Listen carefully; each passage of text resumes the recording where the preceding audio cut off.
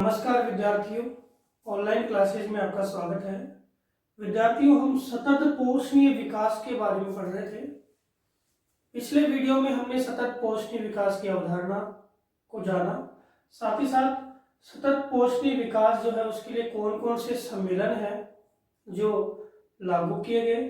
सतत पोषणीय विकास को हमने जाना कि ऐसा विकास जो भावी पीढ़ियों को ध्यान में रखते हुए वर्तमान पीढ़ी की आवश्यकता को पूरा करें, वही क्या होता है, सतत पोषणीय विकास होता है। सतत पोषणीय विकास के संदर्भ में हमने वर्तमान पर्यावरण को भी देखा। वर्तमान पर्यावरण के अंदर जो संसाधन है, जो सीमित संसाधन है, अब उन सीमित संसाधनों का हम किस प्रकार उपयोग करते हैं, किस प्रकार संरक्षण करते हैं और किस प्रकार से भावी पीढ़ियों के लिए वो संसाधन हम सुरक्षित रूप से बचाए रखते हैं और आगे तक उनके उपयोग के लिए वो हमारे पास में सुरक्षित रहते हैं। संसाधन जो है, उन संसाधनों के सही उपयोग के लिए सतत पोषणीय विकास की अवधारणा आई, क्योंकि विश्व में एक ये चिंता का विषय था कि अगर मान लो संसाधनों का हम लगातार दोहन करते रहे तो संसाधन एक न एक दिन नष्ट हो जाएंगे।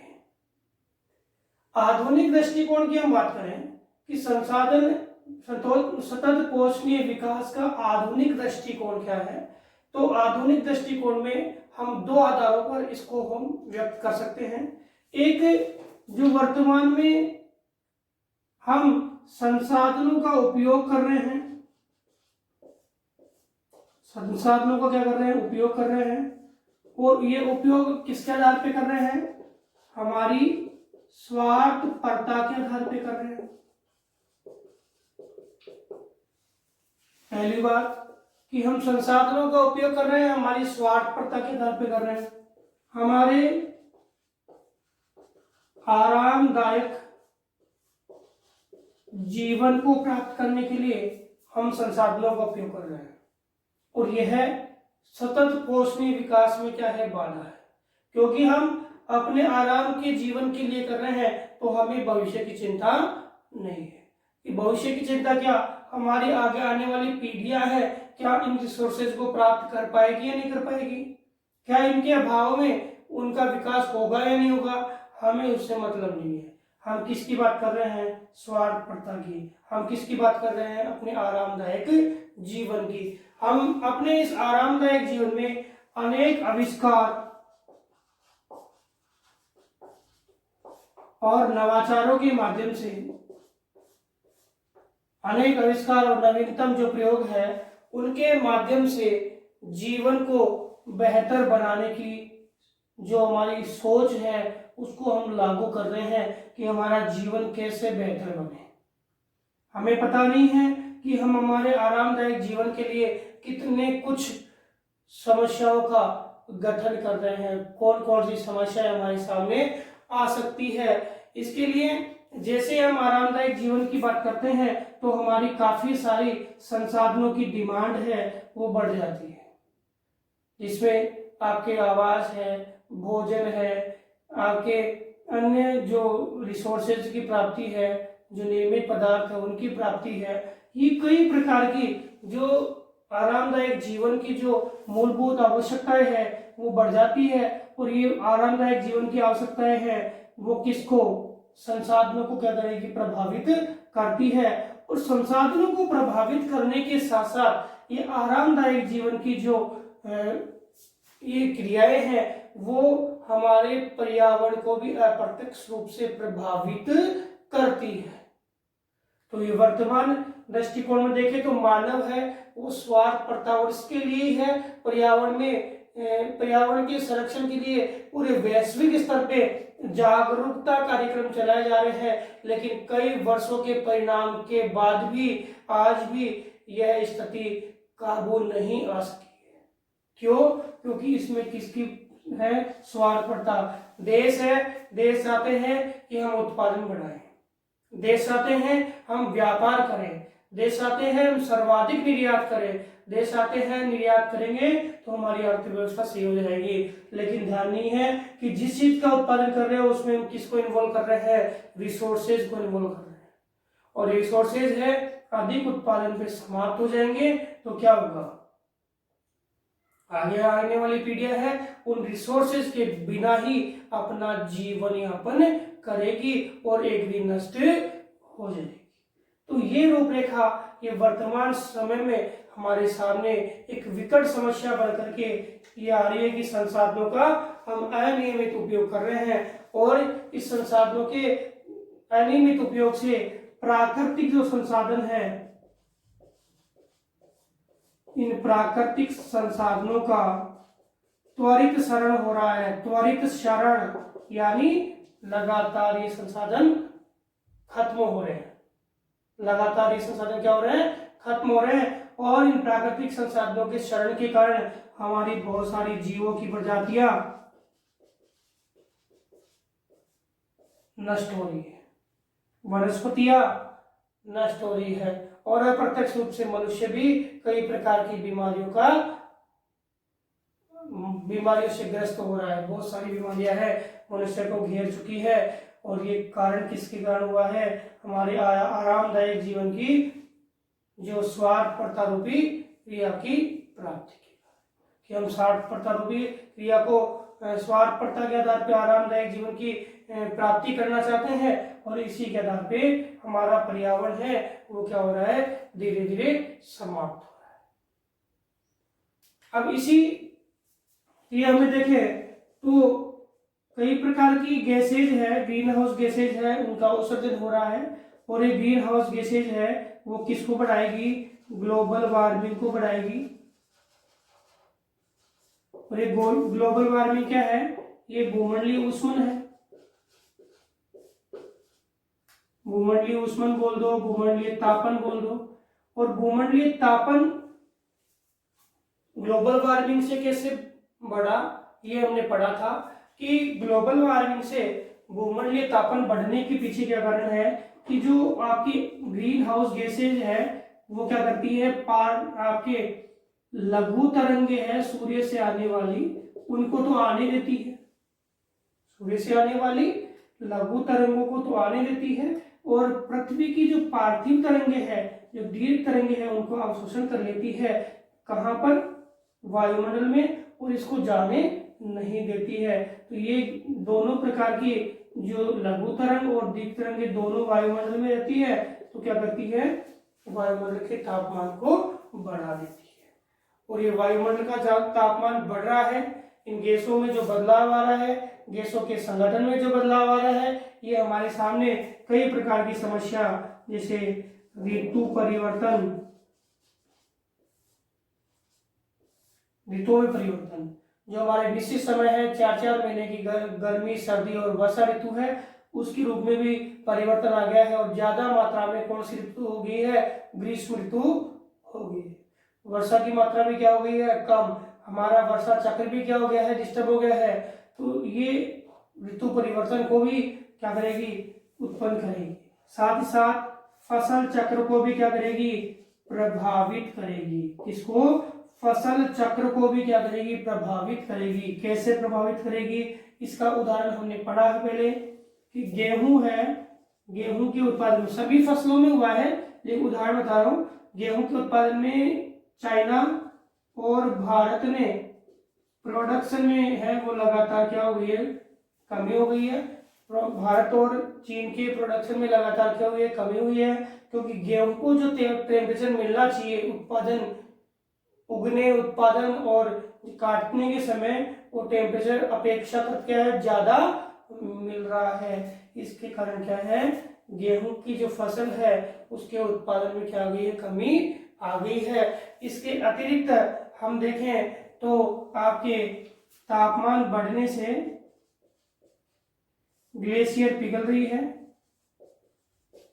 आपकी जो बर्फ पिघल रही है और इससे क्या हो रहा है, समुद्र तल का स्तर बढ़ रहा है और इससे क्या होगा, कई सारे द्वीप है वो जलमग्न हो जाएंगे।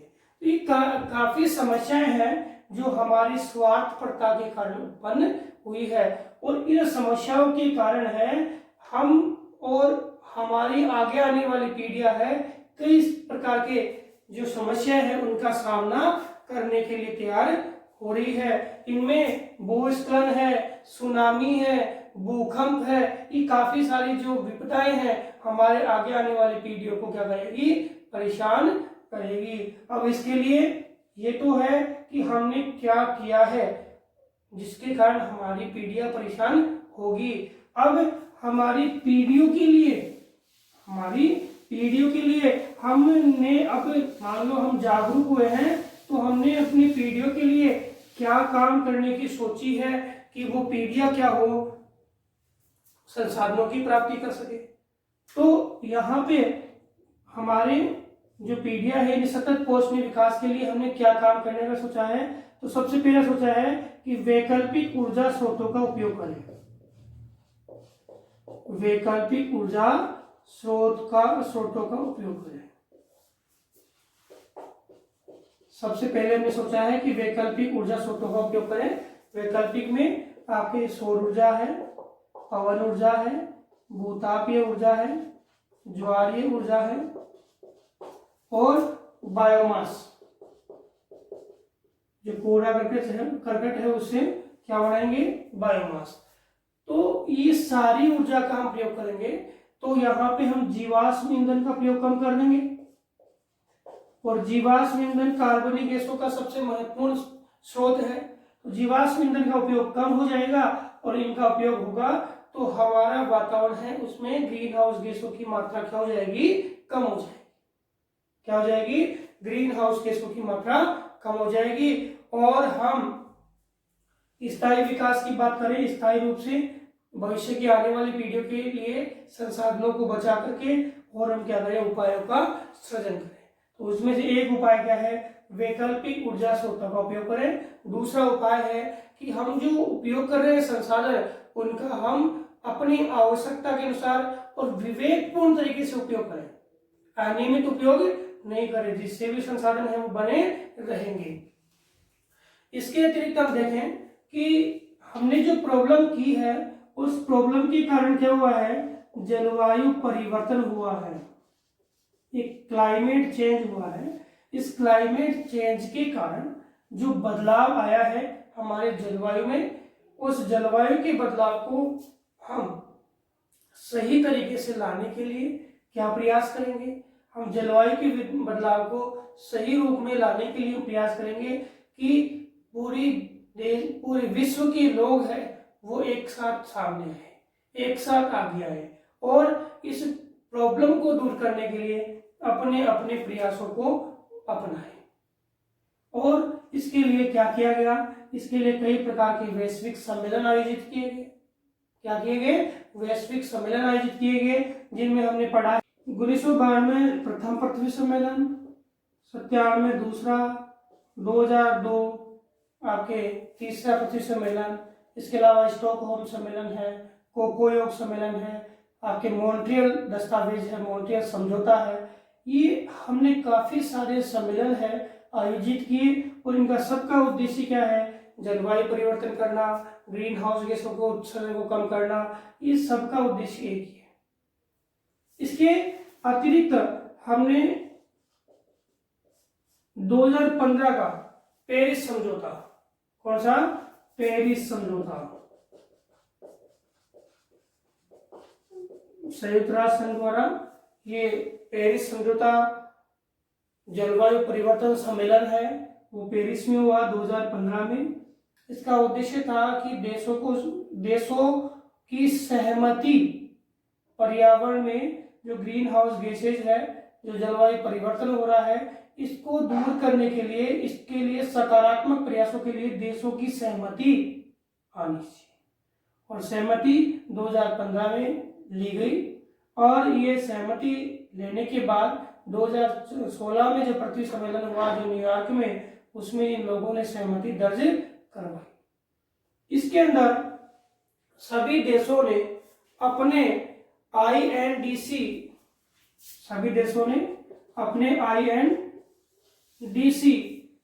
INDC प्रस्तुत किए। INDC का मतलब क्या होता है, राष्ट्रीय संकल्पित योगदान, राष्ट्रीय संकल्पित योगदान, राष्ट्रीय संकल्पित योगदान यानी intended nationally determined contribution, nationally determined contribution, राष्ट्रीय संकल्पित योगदान। और राष्ट्रीय संकल्पित योगदान में भारत ने भी अपने INDC में यानी राष्ट्रीय संकल्पित योगदान में पहले ही बता दिया कि भारत ने क्या लक्ष्य रखा, इसके लिए स्वच्छ व अक्षय ऊर्जा को प्रोत्साहन दिया गया। अक्षय ऊर्जा कौन सी है? सौर, पवन, जो समाप्त नहीं हो, अक्षय यानी जो क्षय नहीं हो, जिसका क्षय नहीं हो, वो कौन सी होगी? अक्षय। स्वच्छ यानी जिससे कोई पोल्यूशन नहीं हो, वो कौन सी होगी? स्वच्छ होगी। इसके लिए क्या किया इन्होंने? ग्रीन हाउस गैसेज जो है उसकी उत्सर्जन करने वाली जो जीवाश्म ईंधन पद्धति है उसको क्या कर दिया? उपयोग करना कम कर दिया। क्या कर दिया? उपयोग करना कम कर दिया। और गैर जीवाश्म ईंधन स्रोतों का विकास किया। गैर जीवाश्म ईंधन स्रोत, ये सारे आ गए, ईंधन स्रोतों का विकास किया। और इसके लिए 2.5 से 3 अरब 2.5 से 3 अरब जो कार्बन डाइऑक्साइड है के समतुल्य अतिरिक्त कार्बन, 2.5 से 3 अरब कार्बन डाइऑक्साइड के समतुल्य अतिरिक्त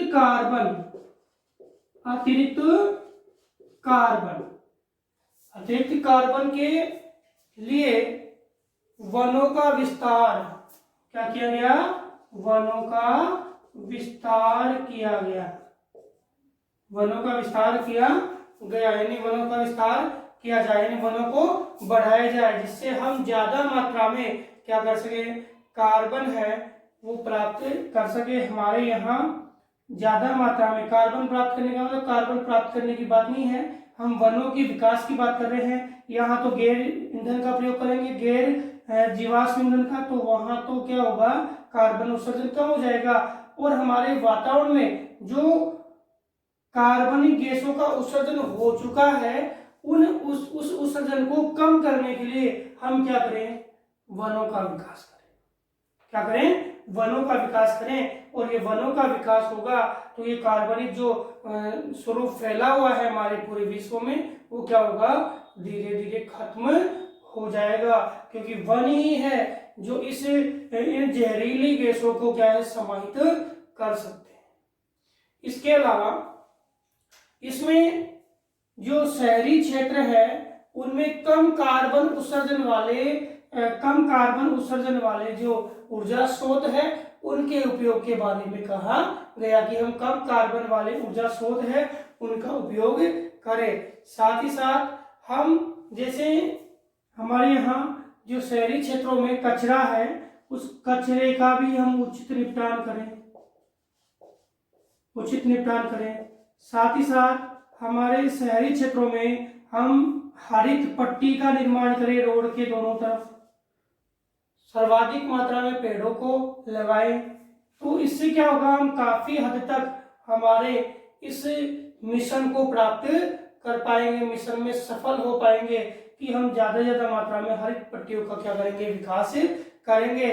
और इसके साथ ही जो ग्रीन हाउस गैस है, ग्रीन हाउस गैस की तीव्रता में जो ग्रीन हाउस गैस है वो लगातार बढ़ रही है, उसकी तीव्रता में 33 से लेके और 33% की कमी करने का भी जो INDC किसने रखा? भारत ने रखा। इसके अलावा हम बात करें कि भारत में समस्या का मूल कारण नहीं है भारत, लेकिन फिर भी समाधान में अपना योगदान भारत ने दिया। किसके अंतर्गत दिया? इन सम्मेलनों के माध्यम से जो पूरे विश्व के अंदर भारत में कार्बनिक पदार्थ जो उत्सर्जन है उसको कम करने के लिए उसने कहा। साथ ही साथ जो विकासशील देश है उनसे धन एकत्रित करके या एक संगठन बना करके उन सभी को भी क्या किया? जागरूक किया। जिससे क्या हम काफी मात्रा में कार्बन उत्सर्जन की मात्रा को क्या है कम कर सकते हैं।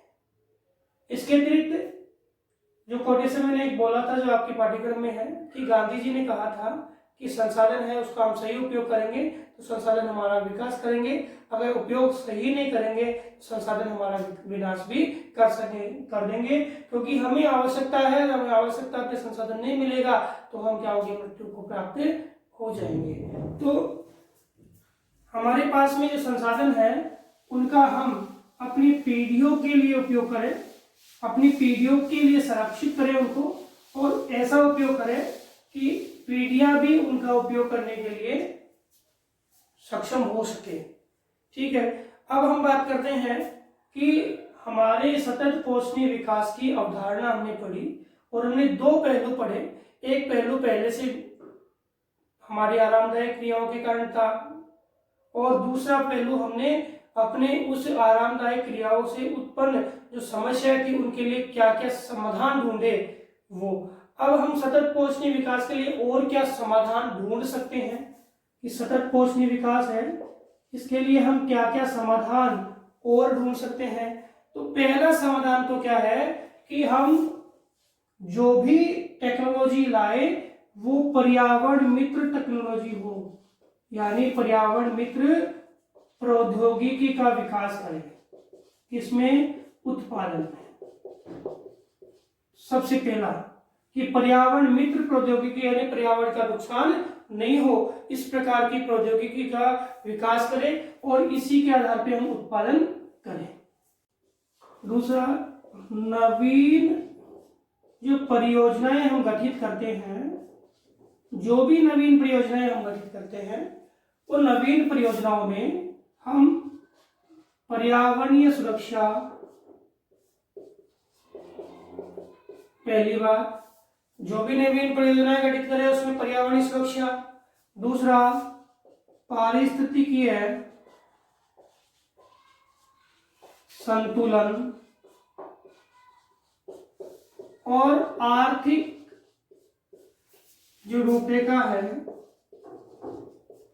उसका, आर्थिक रूपरेखा का क्या करें, मापन करें। कोई भी नवीन परियोजना हम स्थापित करें या नवीन परियोजना लगाएं तो पर्यावरणीय सुरक्षा, पारिस्थितिकीय संतुलन, आर्थिक रूपरेखा, इनका क्या करें, हम मापन करें। इसके बिना अगर हम इनका पारिस्थितिकीय संतुलन का ध्यान नहीं रखेंगे, पर्यावरण सुरक्षा का ध्यान नहीं रखेंगे तो वह योजना है वो हमारे सतत पोषणीय विकास में बाधा बन सकती है। इसके अतिरिक्त हम बात करें कि पर्यावरण संरक्षण और उत्पादन में जो वृद्धि हो रही है, पर्यावरण संरक्षण व जो वृद्धि हो रही है इसका हम क्या करें, विकेंद्रीकरण करें। हम विकेंद्रीकरण का मतलब है कि ये जो क्रियाएं हैं उनको हम समस्त क्षेत्रों में विस्थापित करें और पूरे प्रदेश में पर्यावरण संरक्षण और इसमें वृद्धि के प्रयासों को क्या करें, सफल बनाने के लिए लोगों को जागरूक करें। इसके अतिरिक्त हम बात करें तो पर्यावरण के अवनयन को रोकने के लिए, पर्यावरण के अवनयन का मतलब है पर्यावरण का ह्रास या पर्यावरण में जो कमी हो रही है उसको रोकने के लिए, पर्यावरण प्रदूषण को रोकने के लिए क्या करें, सख्त कानून बनाए। क्या बनाए, सख्त कानून बनाए।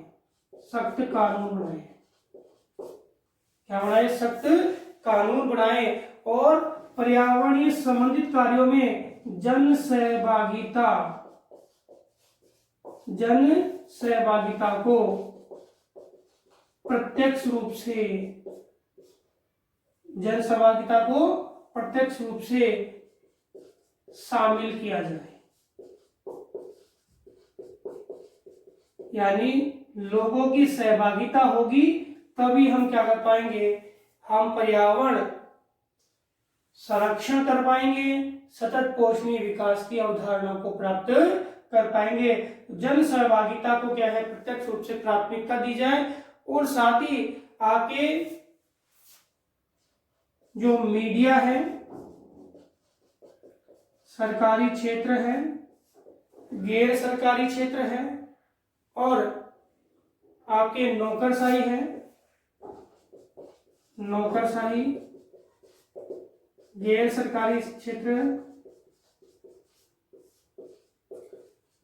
इन सब की भागीदारी को बढ़ाना चाहिए। क्योंकि मीडिया है वो क्या करेगा, अगर इसको हमने इसमें इन्वॉल्व किया तो वो जागरूक करेगा। सरकारी संगठन है, इसको इन्वॉल्व किया तो वो जागरूक करेंगे। नौकरशाही है, सभी लोगों को जागरूक करेंगे। और गैर सरकारी मतलब हर क्षेत्र के लोगों को पता होना चाहिए कि पर्यावरण संरक्षण जरूरी है और इसके लिए प्रयास करना आवश्यक है। और ये पर्यावरण संरक्षण होगा तो हम हमारे सतत पोषणीय विकास को प्राप्त कर पाएंगे और सतत पोषणीय विकास हमारे भविष्य की पीढ़ियों के लिए, उनके विकास के लिए बहुत ही आवश्यक है। तो विद्यार्थियों, आज हमने सतत पोषणीय विकास के आधुनिक दृष्टिकोण को जाना। इसके साथ ही जो हमारी यूनिट है नियोजन, जो हमने पढ़ा था नियोजन और भारत में गरीबी उन्मूलन की योजनाएं हैं, ये यूनिट है वो कंप्लीट होती है। और इस यूनिट के बाद हम नेक्स्ट यूनिट के साथ अगले वीडियो में आगे चर्चा करेंगे। धन्यवाद।